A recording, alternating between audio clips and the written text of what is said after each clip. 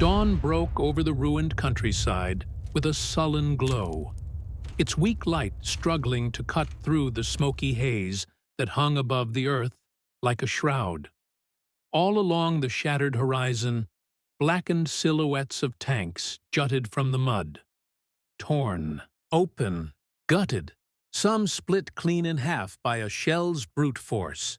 The air reeked of oil, scorched rubber, and something deeper, heavier, the smell of defeat lingering on the cold breath of the wind.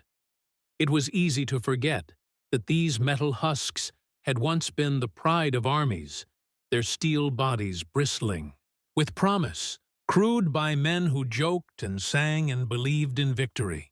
Now, all that remained were twisted carcasses, wheels half buried in the muck, gun barrels drooping like broken limbs. Every inch of this graveyard whispered stories of courage and desperation, but the world had moved on. New orders, new strategies, new machines had stolen the attention of commanders and crews alike. Soldiers trudged past the wrecks with the brisk indifference of survivors, boots squelching through puddles left by last night's rain. To them, these tanks were nothing but obstacles, dangerous, haunted reminders of how quickly fortune could turn. They shared rumors in hushed voices, booby-trapped hulls, unexploded rounds, the ghosts of gunners who never escaped. Nobody looked twice at the oldest wreck, a tank so thoroughly ruined that its hatches were fused shut, paint peeled away in sheets, its number plates blackened to illegibility. Some called it cursed, others simply called it junk. But on this morning, as the squad moved on, one man lagged behind. He was smaller than the rest, older, with hands stained by grease and eyes ringed with exhaustion. His uniform bore the marks of demotion, a patch torn away, a collar frayed by too many nights spent awake. To his comrades, he was invisible, a fixture on the periphery, tolerated only for his knack with machinery no one else understood. He stopped at the burnt-out tank, running his fingers over the rough, blistered armor. He saw not a tombstone, but a challenge. Where others saw ruin, he saw lines of stress and potential, faint blueprints for what might still be possible. Somewhere deep inside, an ember flared, a stubborn refusal to believe in lost causes. Wind rattled loose panels as if the machine itself were shivering, waiting for the end. The mechanic stood in silent communion, recalling days when this beast had thundered across fields, a rolling fortress. The war had been kinder then, or perhaps he had simply been less broken. They wrote it off as junk, he murmured, lips barely moving. But nothing is ever truly finished, not while there's someone left who believes. Far off, a distant explosion signaled the start of another day's fighting. The others called for him to hurry, their voices edged with impatience. But he lingered one moment more, eyes narrowing as a wild idea began to take shape. A notion so reckless, so impossible, that it brought a faint, defiant smile to his lips. He turned from the wreck, but not before glancing back. Someday soon, this graveyard would witness something no one expected. The legend, he thought, was just beginning. His name was Victor Schreiber, a name that, before the war, had meant something. In the corridors of factories and at design tables cluttered with blueprints, he had been the rising star, the engineer who once claimed he could make engines sing and machines dance. But war is an impatient master, and genius that doesn't yield immediate results is easily mistaken for madness. Victor learned this the hard way, stripped of rank and reputation, consigned to the fringes of the very battles he longed to shape. He arrived at the front not as a hero, but as a cautionary tale. Rumor spread faster than wildfire in the camps. That's the one who thought he could run a tank on 2 cylinders and vegetable oil. Didn't he once build a gun turret? that jammed itself shut? Laughter always followed, sharp, dismissive, laced with something crueler than mere doubt. Victor bore it with the stoicism of someone used to misunderstanding. What burned more than their mockery was the silence from the men he once called friends, the ones who now averted their eyes when he passed. Victor's assignment was simple, menial, and beneath his talents. Maintenance of spare parts, fixing what could be salvaged, cataloging wreckage for melting down or disposal. But in every twisted drive shaft, in every mangled tread, he saw more than waste. He saw potential, as if the ghosts of lost machines whispered to him alone. He would spend long hours hunched over battered engines, fingers moving with restless energy, talking to himself in the low, intense tones of a man whose mind never stops working. There were reasons for his exile. Not just the failed prototypes or the ill-fated tank modifications, but the way he spoke of machines, as if they had souls, as if they could rise above their limits given the right spark. Commanders had no patience for such heresy in the middle of war. They wanted certainty, not inspiration. They wanted reliable cogs, not wild cards. Victor's last confrontation with a superior had ended with slammed fists, scattered diagrams, and words that could not be unsaid. Now he lived in a small, makeshift workshop at the edge of the supply depot, surrounded by discarded parts and half-finished sketches. He slept little, haunted by memories. The roar of a test engine failing spectacularly, the laughter that followed, the letter from home never opened.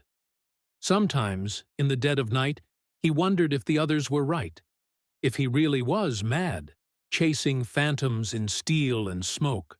Yet even in his lowest moments, Victor could not extinguish the stubborn flame that had driven him since boyhood. He remembered the first time he rebuilt a broken tractor for his father, how it had sputtered and coughed before surging to life, how neighbors had called it a miracle. He remembered teachers who praised his curiosity, the rush of discovery, the dream that machines could save lives, not just end them. In war, that dream seemed laughable, but he clung to it with desperate ferocity. Banished from the camaraderie of the tank crews, Victor found companionship only in his work. He spoke to his machines the way others confided in friends. He tinkered, reimagined, reassembled, his hands never idle, his mind forever reaching for the next idea. Every so often, he would catch sight of the burnt-out tank in the graveyard, a monument to failure, or perhaps a monument to something waiting to be reborn. He was banished from the action, yet destined to change its outcome. The words echoed in the silence, a prophecy he dared not speak aloud. On this morning, as the others moved past the wreck without a second glance, Victor lingered. He traced the contours of its ruined armor, imagining what could be hidden beneath the scars. He saw, in his mind's eye, not a relic of defeat, but the beginning of a revolution.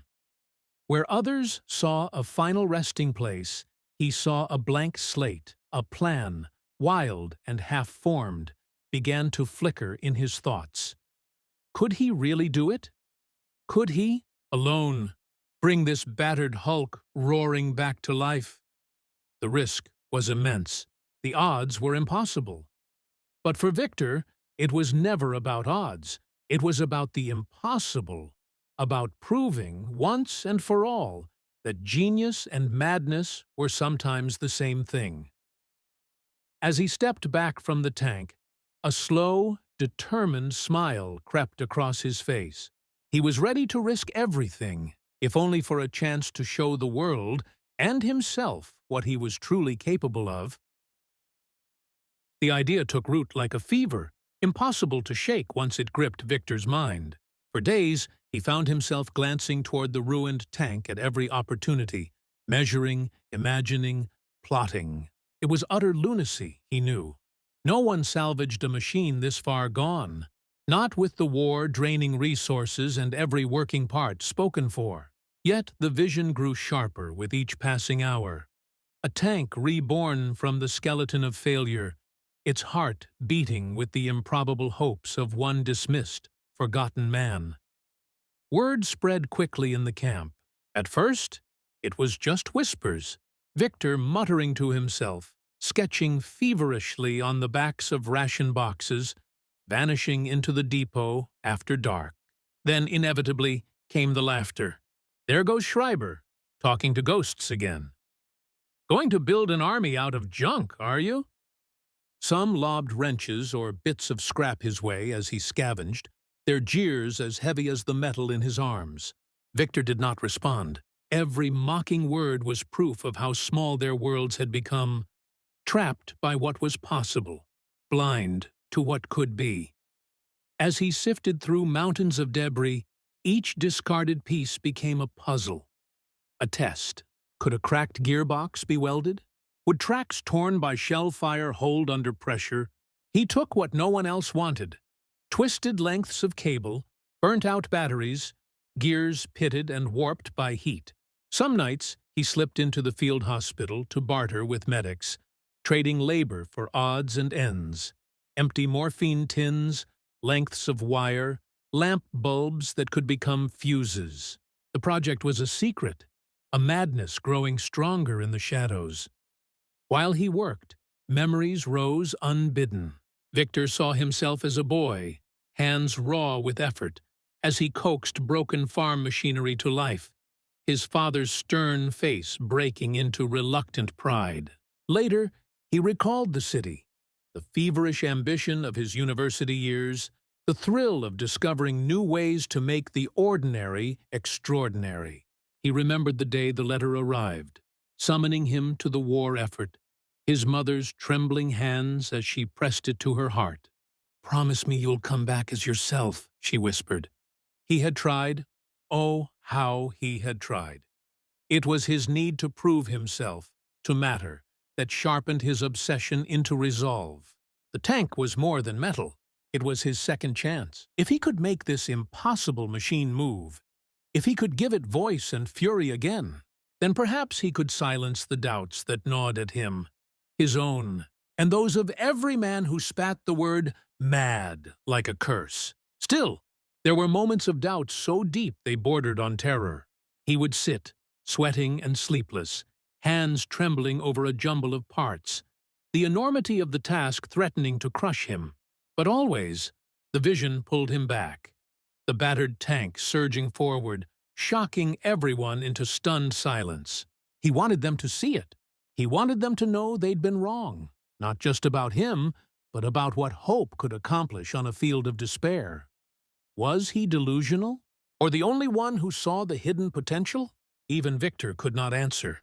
All he knew was that the wreck called to him, a siren's song too loud to ignore. As the camp quieted for the night, Victor waited, tools hidden beneath his coat, heart pounding like a drum. When the sentry's footsteps faded, he slipped away from the glow of lanterns, skirting the edge of the graveyard. Every step toward the tank was a rebellion, a gamble with his future, maybe even his life. Under cover of darkness, he knelt beside the ruined beast, hands already searching for hidden latches and secret wounds. In that moment, Victor wasn't just a mechanic, nor even a madman. He was a believer, the last one left in a world that had forgotten how to hope. He set his toolbox down and began. By day, Victor played the part of the invisible man, sorting bolts, patching radiators, nodding dutifully as officers barked orders. But by night, he became something else, a scavenger, a schemer, a shadow drifting between the lines of war and sanity. The tank's skeleton haunted his every thought, growing heavier each hour it lay lifeless. If he was to bring it back, he needed more than ideas. He needed steel, copper, gears, tracks, 1,000 pieces, most of them impossible to procure. So he began to barter. a pack of cigarettes for a rusted drive shaft, a mended canteen for a cracked pressure gauge. The black market thrived in wartime, and Victor, usually overlooked, became a quiet fixture at its edge. He traded favors, repaired field radios in exchange for old spark plugs, fixed watches to earn a battered axle, mended a major's boots for a box of bolts. Some deals were simple. Others demanded cunning, a careful dance of half-truths and desperate bargains. More than once, he was nearly caught, pulled aside by a suspicious quartermaster or cornered by a rival mechanic hungry for a share. But as the obvious caches dried up, Victor's desperation grew. The best parts, the irreplaceable ones, lay scattered in no man's land, between trenches that shifted with every barrage, in craters and ditches littered with broken promise. To venture out there was to invite death. Still, night after night, he crawled through gaps in the wire, hugging the ground as flares hissed overhead. The mud clung to his uniform, cold and wet, as he picked his way past twisted metal and the occasional, silent shadow of the fallen. He learned to read the battlefield, where the mortars had landed, where the patrols might linger, where a shell crater might hide something useful. There were moments of bone-deep terror, the sudden chatter of a machine gun, a whispered challenge in the dark, the sickening click of a tripwire discovered just in time. Sometimes he returned empty-handed, fingers numb with fear. Other nights, luck was on his side, and he dragged back a battered road wheel or a length of chain, heart thudding with guilty triumph. As the pile of parts in his workshop grew, so did the suspicion of those around him. A lieutenant cornered him one morning, eyes sharp and questioning. "You're spending a lot of time with the dead, Schreiber. Looking to join them?" The threat was unspoken, but Victor heard it all the same. The risk of court-martial, even execution, hung over every secret sortie, and yet he pressed on, driven by something more powerful than fear. Every part he found brought him closer to greatness, or disaster. There were nights when Victor wondered which it would be. The line between creation and ruin seemed razor-thin. If he was discovered, his fate would be sealed.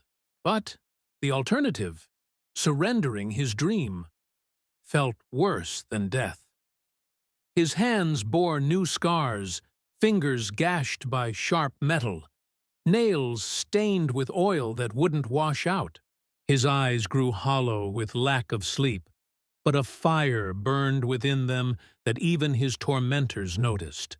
Once a young mechanic who'd once laughed at Victor stopped by, curiosity overcoming scorn. "What are you really building in there?" he asked. Victor only smiled, the secret too precious to share. For every doubter, there was a moment, brief, flickering, when they saw in him not a lunatic, but a man possessed by purpose. Bit by bit, the workshop transformed. He cleared space on a battered workbench for the tank's heart, a scavenged engine, parts mismatched but full of possibility. Nearby, a tangled heap of wheels and treads waited for his hands to shape them anew. Each night, he inventoried his treasures. A patchwork of parts, every piece a story of risk, courage, and obsession. The silhouette of the ruined tank waited just outside, shrouded by canvas and night.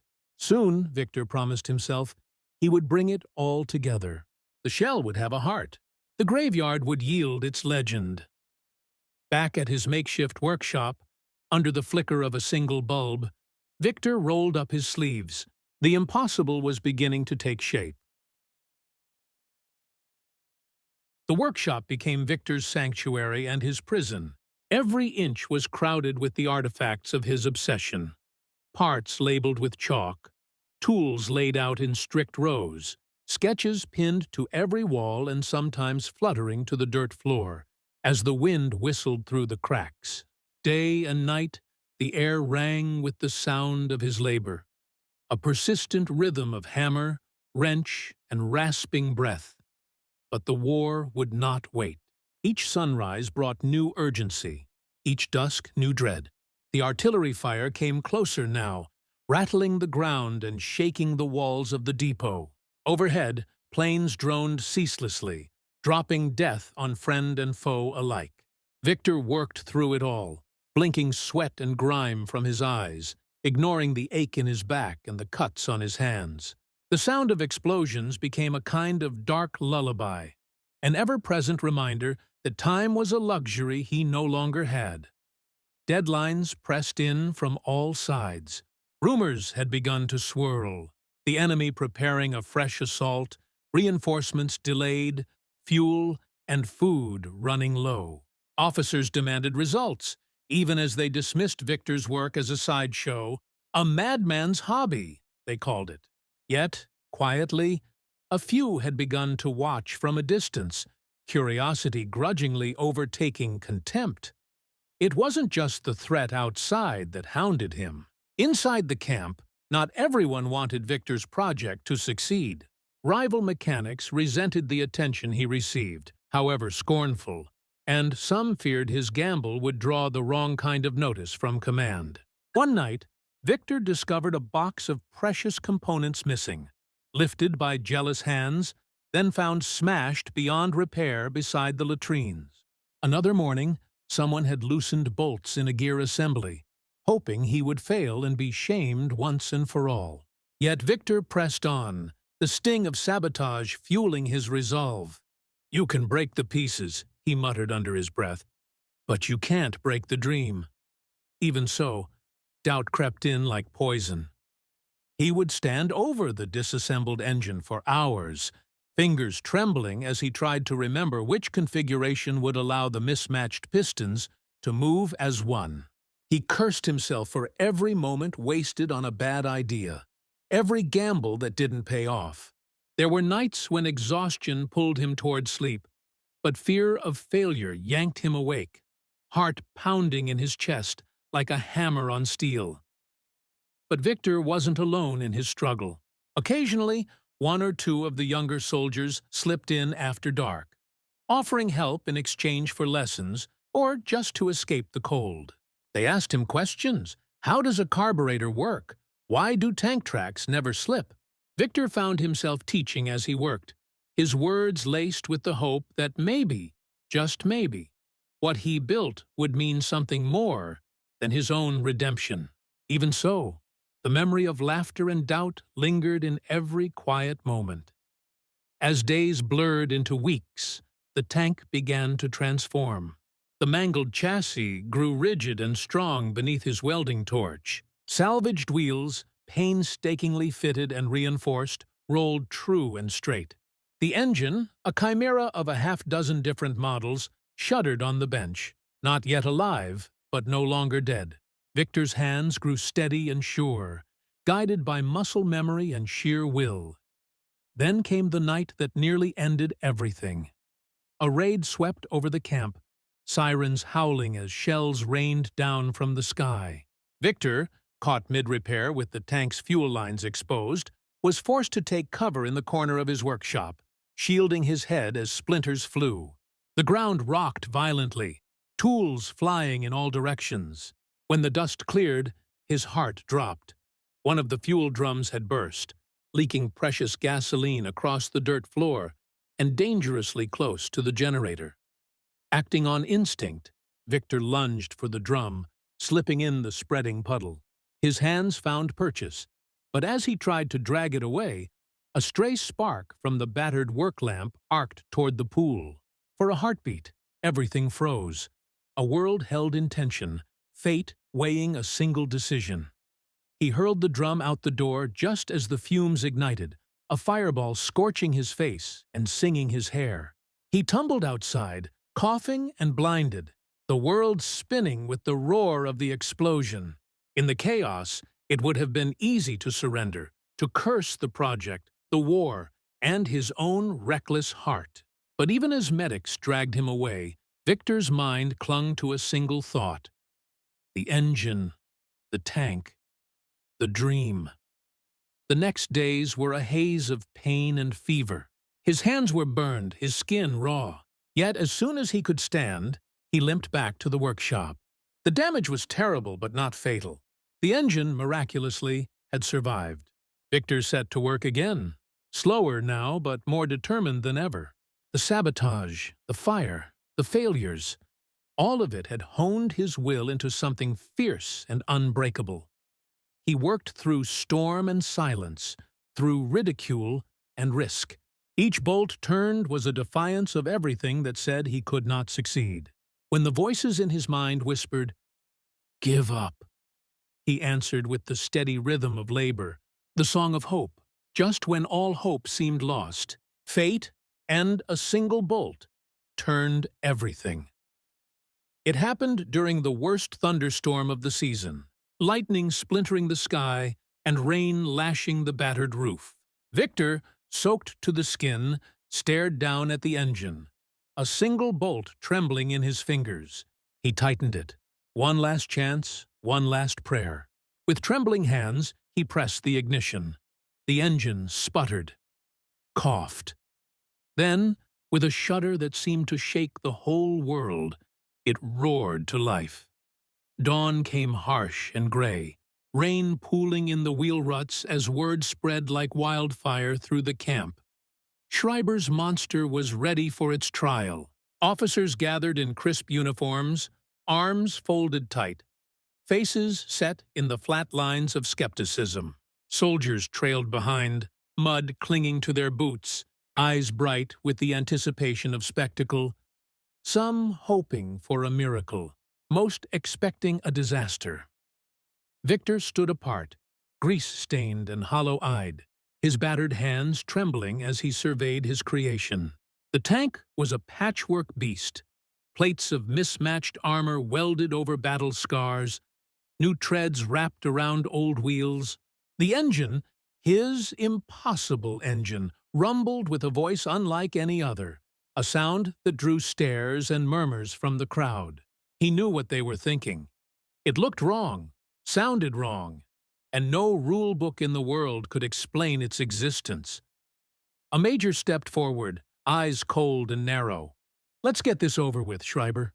We'll see if your contraption can do more than make noise." There was a smattering of laughter, brittle and sharp. Others watched in silence, arms crossed, lips pursed. Victor's heart pounded so hard he feared it might drown out the engine. He climbed onto the tank, his movements slow but sure, every action rehearsed 1,000 times in his mind. His hands shook as he gripped the controls. He felt every gaze like a weight on his shoulders, every sneer and whispered joke. Yet, above it all was the memory of what had nearly been lost: the fire, the sabotage, the pain, and the thought of giving up vanished like smoke in the morning air. The order was given. Victor eased the lever forward. For a split second, the world held its breath. With a grinding roar, the tank lurched into motion. Its engine, coaxed and cajoled into life from a dozen dead ancestors, did not falter. The treads bit deep into the mud, churning steadily as the machine picked up speed. Victor steered it through a gauntlet of obstacles: shattered barricades, shell craters, and trenches filled with rainwater. The tank responded, not gracefully, but with a stubborn power that was its own kind of grace. He maneuvered it into the designated zone, where sandbags and abandoned vehicles marked the line for live fire. Gunners took their positions, prepared to pummel the patchwork armor and watch it buckle. But as the shells hammered down, Victor's tank held strong. Shrapnel sparked off the welded plates. The engine coughed, but did not die. The onlookers' laughter faded, replaced by startled silence, then rising disbelief. They lined up to watch him fail, but what they saw made history. The words burned in Victor's mind as he guided the tank through its paces. Each new test, every burst of gunfire, every rough terrain, became another line in a story no one had dared to imagine. The crowd pressed closer, some climbing onto crates for a better view. The major's face went pale. Even the rival mechanics watched with grudging respect. When the final test was over, Victor brought the tank to a halt before the assembly. For a moment, there was nothing but the purr of the engine and the drumbeat of rain on metal. Then, slowly, applause began. A hesitant ripple that grew, wave upon wave, as the full weight of what they had witnessed settled over the crowd. Victor sat in the turret, sweat and rain streaking his face, heart thundering with relief and vindication. The impossible machine had proven itself. For the first time since the war began, he let himself believe, not just in the tank, but in himself. As the cheers faded, a sentry sprinted toward the group, face ashen. Enemy armor sighted, approaching fast. The words cut through the celebration like a knife. Without hesitation, Victor reached for the controls. The tank's engine growled, eager and alive. Officers shouted orders, soldiers scattered to their posts, and Victor steered his creation toward the front line. The true test, he knew, was only beginning. The tank rolled out onto the battlefield, smoke curling from its exhaust as the horizon filled with the threat of war once more. The sky was an angry bruise, thick with gun smoke and the distant rumble of artillery. As Victor's tank took its place at the head of the battered defense line, soldiers scrambled for cover, officers shouted into radios, and the world narrowed to the strip of land between them and the advancing enemy. In that hour, there was no time for fear, no room for doubt, only the impossible weight of the moment. The enemy tanks appeared first, as black dots on the horizon, their shapes swelling larger, more menacing with every second. A column of steel and fire moving with ruthless precision, their guns swinging to bear as they closed the gap. The defenders braced for slaughter. Everyone knew they were outgunned, outnumbered, and out of time, except for Victor, whose hands gripped the controls with the conviction of a man possessed. The command crackled through the radio. "All units, stand by. Hold the line, no retreat." Victor felt his pulse spike as his tank's engine roared beneath him, heat and vibration rolling up through the seat.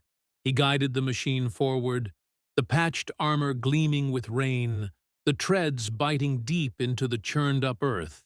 To his left and right, other tanks sputtered and coughed, old wounds flaring up in the worst possible moment. But Victor's creation, his Frankenstein of war, held steady, humming with a power that was half luck, half stubborn genius. The first shells fell around them, plumes of mud and flame erupting just yards from Victor's hull. He steered into the barrage, heart hammering, calculating trajectories in his head as he'd done 100 times on paper.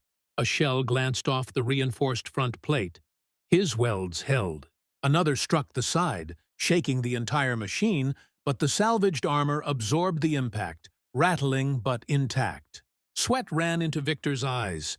He wiped it away, never loosening his grip. They breached the kill zone. Enemy rounds sparked and screamed off his tank's hide, while Victor's gunner, a wide-eyed corporal barely out of school, lined up their shot.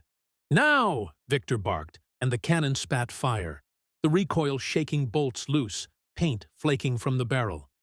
The round found its mark, enemy armor erupting in a storm of sparks and smoke.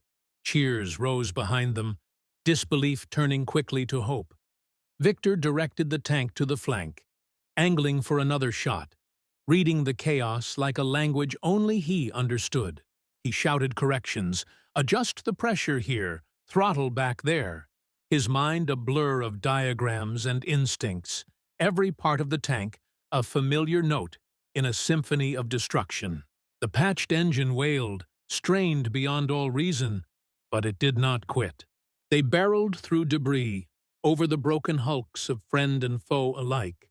Ducking behind cover when enemy fire intensified, a sudden explosion rocked the left tread. An anti-tank mine, surely fatal for any normal vehicle.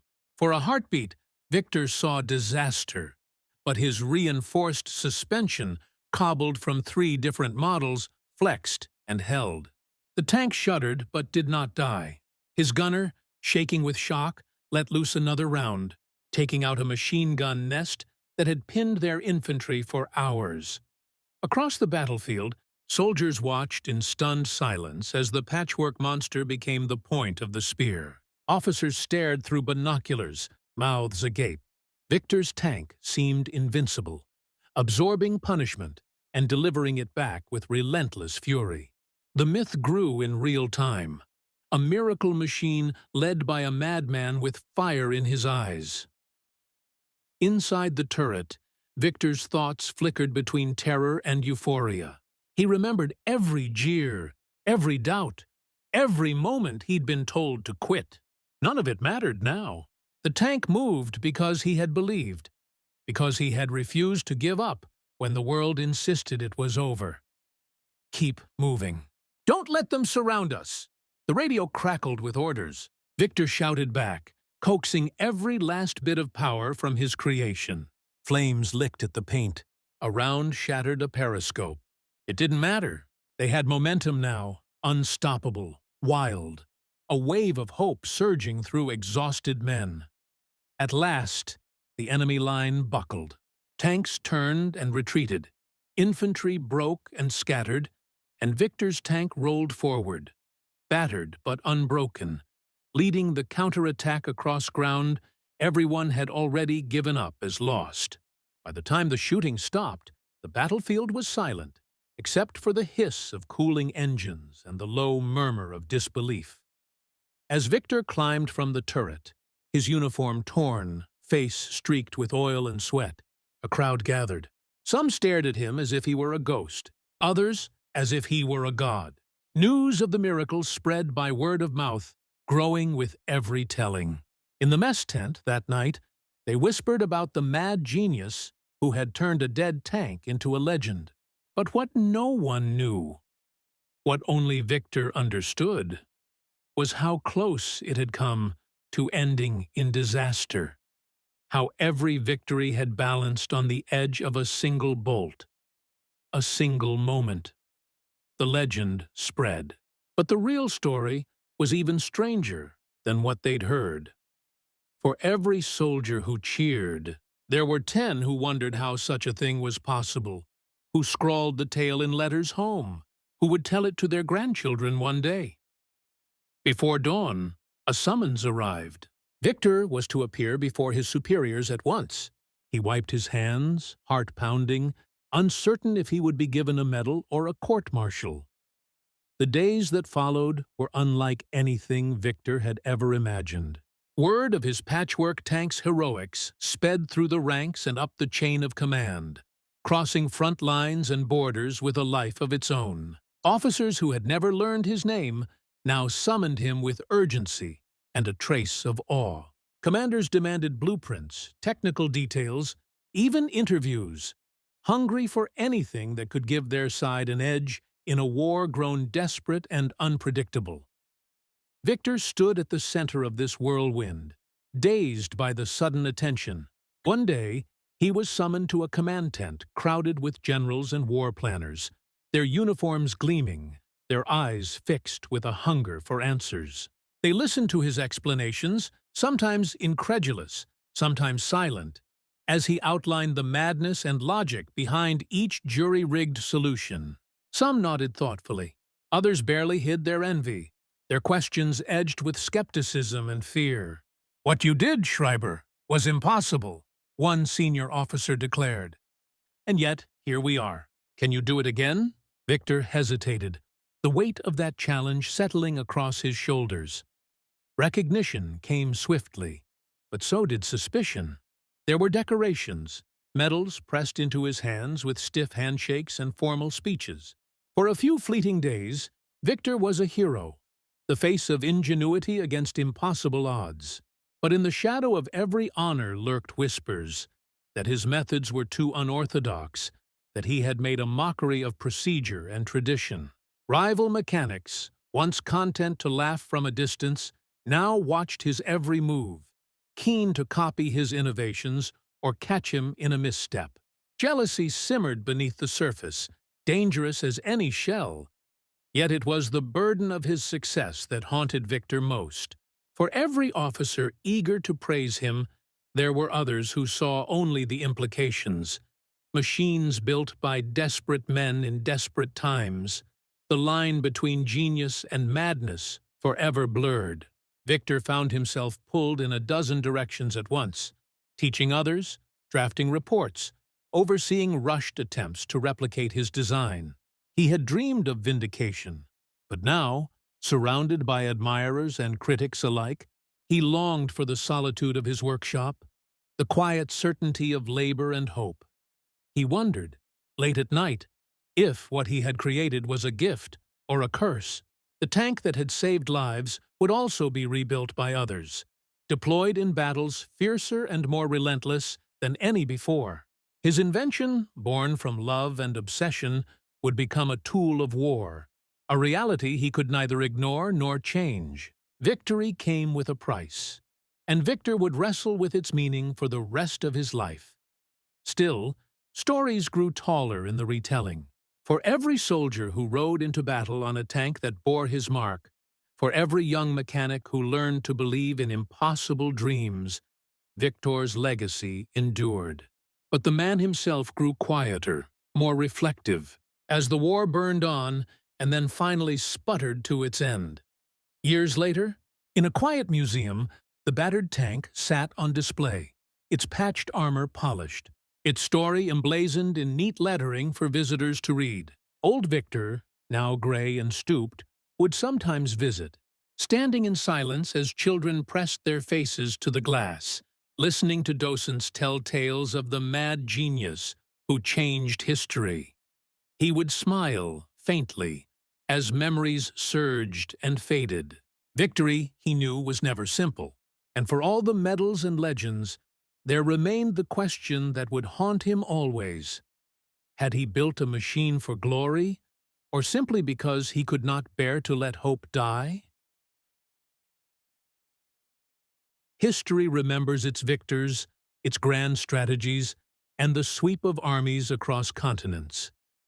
Yet in the quiet corners of every great struggle, there are stories that run deeper. Tales of stubborn resilience, of men and women who refused to let their failures define them. Victor Schreiber's journey was never just about a tank. It was about the courage to dream on the edge of disaster, to persist when the world called you mad, and to find redemption not in the applause of crowds, but in the quiet certainty of having fought for something true. True genius often hides in plain sight, mistaken for folly or dismissed as delusion. How many times throughout history have inventors, thinkers, and quiet revolutionaries been cast aside, only to reshape the world when someone finally listened?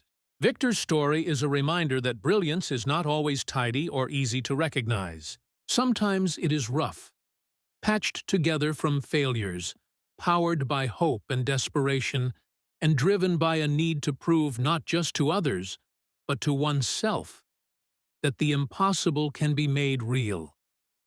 Resilience is the heart of every victory worth remembering. For every hero in the spotlight, there are dozens whose names history never learns.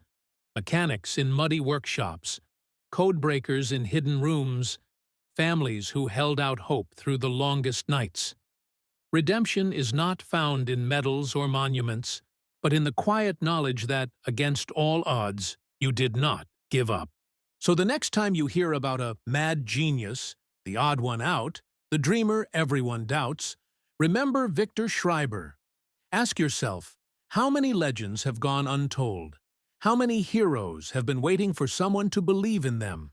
Perhaps the next world-changing idea is already taking shape in the shadows, waiting for its moment.